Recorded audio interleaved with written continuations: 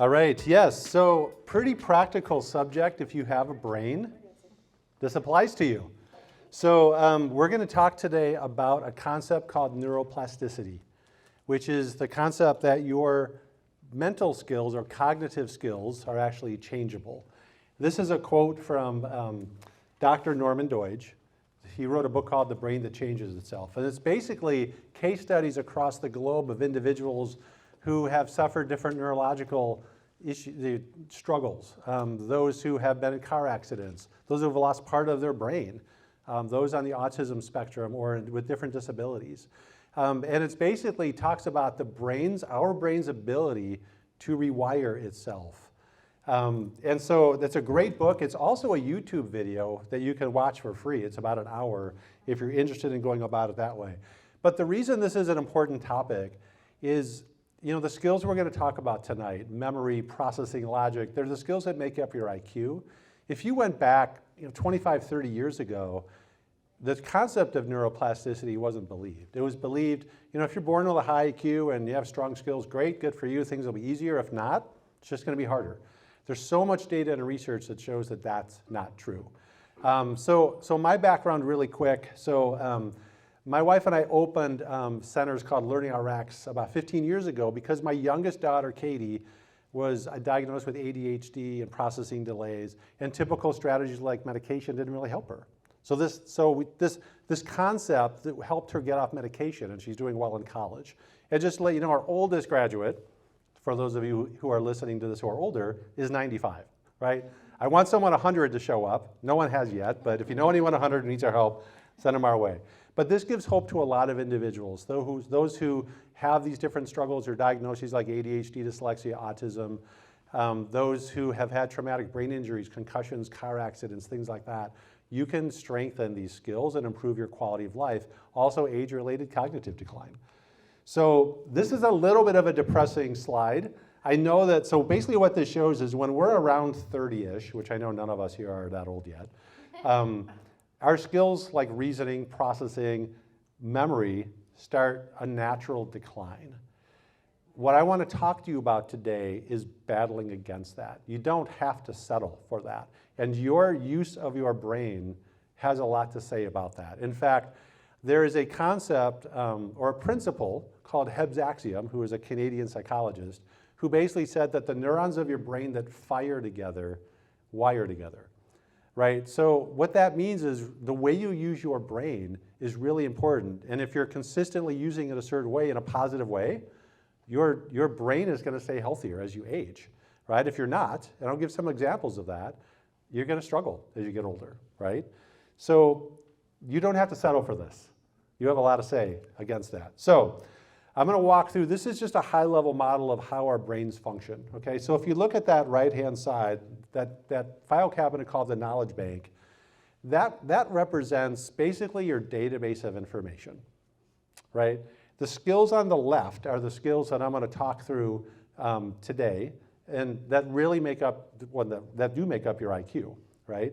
So an example of the knowledge bank, what I want you to do just in your head is, here's your question to demonstrate the knowledge bank, is as fast as you can, who's the first president of the United States?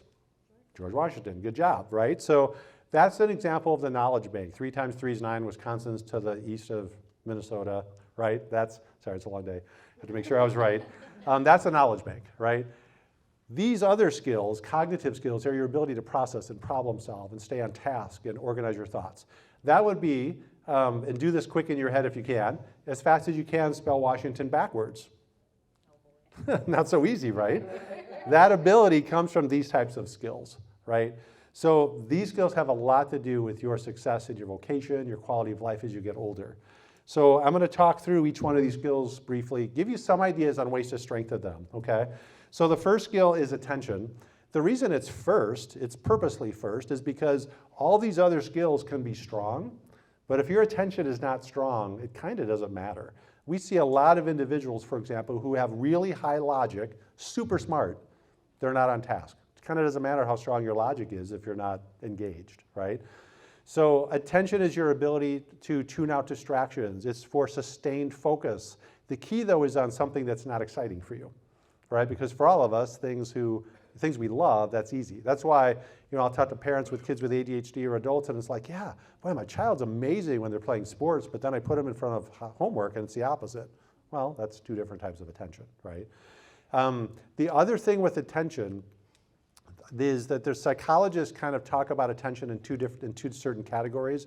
One is called reactive attention, and another is called focused attention. Reactive attention is your ability, if you leave here and get on the highway, if someone cuts you off, to react to that, right? Which is important. You want to be able to do that.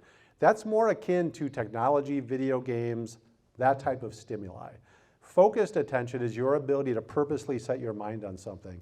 Listen to a lecture or sermon, read a novel.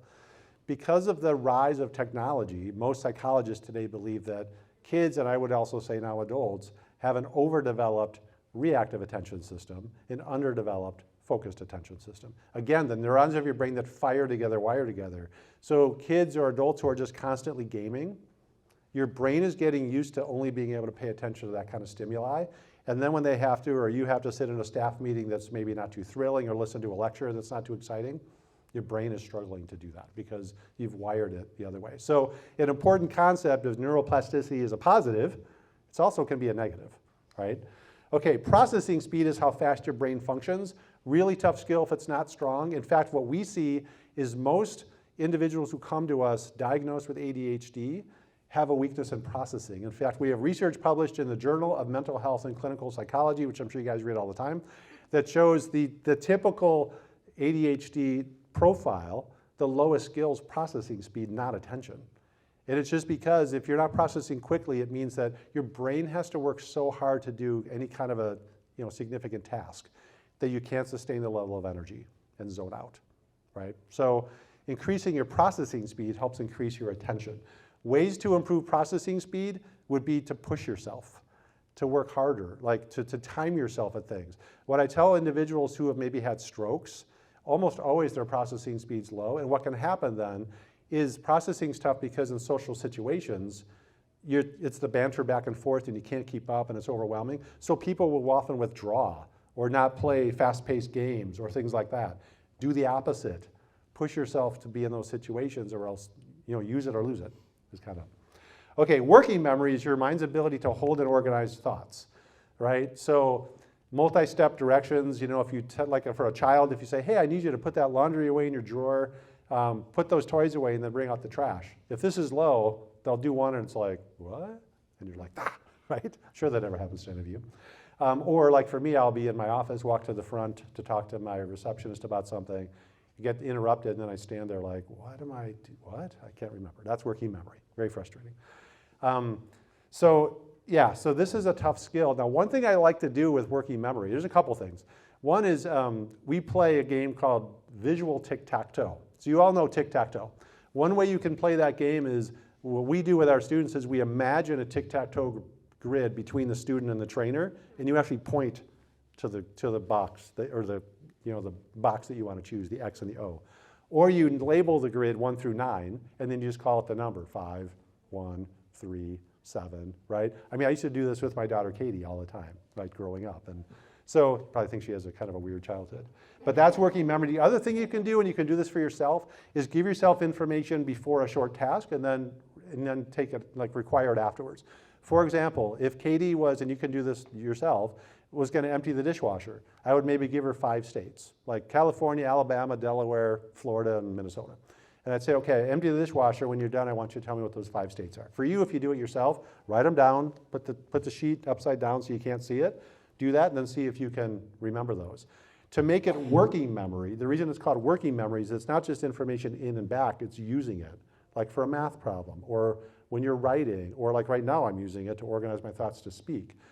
I would say, okay, I want you to give those back to me in alphabetical order. Now all of a sudden it's like, oh, I've got to which one was Alabama, California, right? So that's working memory. Logic and reasoning is our mind's ability to grasp and understand concepts, problem solve. It also can relate to our ability to plan, prioritize, those types of things. So if this one is not strong, very high frustration rate if something's too hard. And as adults, we might very much avoid things that seem hard because there's a difficulty in breaking the problem down and working through it. It can cause struggles with your own planning and prioritizing, reading comprehension, understanding what you're reading. Ways to strengthen this, one is to actually read fiction, can help build your logic. Also, just things like Sudoku, right, which takes deductive reasoning and that kind of work. Or if you have a child, just the game 20 questions can be helpful, where they have to use deductive reasoning and, like, well, it's not a guy, it's a girl, and like that kind of a thing. That can help build logic and reasoning. Long-term memory is our mind's ability to just hold on to information, remembering passwords, which is always fun when there's all have 800 passwords, those types of things, right? So really important for reading comprehension. If you're reading a novel, read 2 chapters and then come back 2 days later for chapter 3. Do you remember what happened in the first 2 chapters? That'd be long-term memory, right? It also is one of the most significant reading struggles because word recognition is hard. One of the best ways to improve memory is to use visual processing. Okay, so visual processing is our mind's eye. It's our ability to think in pictures, images. So one method that we use is called mnemonics. So mnemonics is creating a visual story of different things. So for example, when clients enroll in our training, they learn all 46 presidents forwards and backwards. Like my 7-year-old at Easter was saying all the presidents forwards and backwards, and my family's like, what? She was using visual processing. So what I mean by that is you create a story. So to make that practical, let's say I'm going to Target, and my wife is like, hey, I need you to grab cereal, milk, eggs, and toast. I'll create a story in my mind. Okay, I'm gonna pour cereal in a bowl, I put milk on that, and then I'm gonna crack an egg and put it in the cereal, kind of gross, but it's memorable, and I'm gonna dip my toast in it. And I get to Target, and I'm playing that through my mind, and guess what, I don't forget. Where when we were, I used to, so this has helped my marriage as well. Auditory processing is your mind's ability to segment and discriminate sounds. So it's a really key reading skill.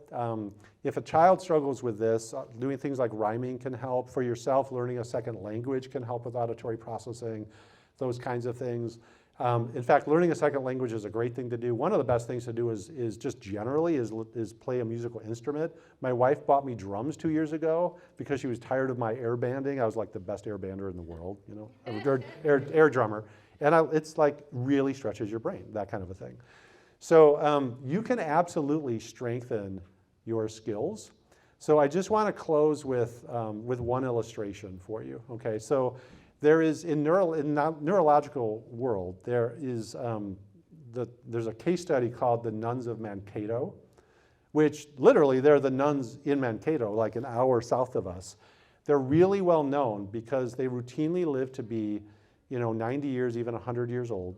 But the instances of Alzheimer's, dementia, it almost never manifests for them.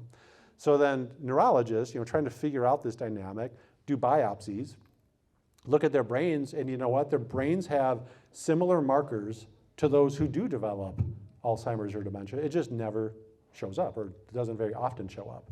So when they figured out what's going on, they started looking at their daily routine. They're teaching classes. They're reading constantly. They're constantly mentally active, and that is helping stave off those diseases and keeping them mentally sharp, right? Versus we had a guy come in named Jerry who's 74, retired at 65 as an engineer. For 9 years, his wife said he pretty much watched TV, and his memory was in the 2nd percentile, right? So kind of the opposite. So I just want to close with, you have a lot of say as to how your brain is functioning. Push yourself. Right? Don't just surf the web all the time, watch TV all the time.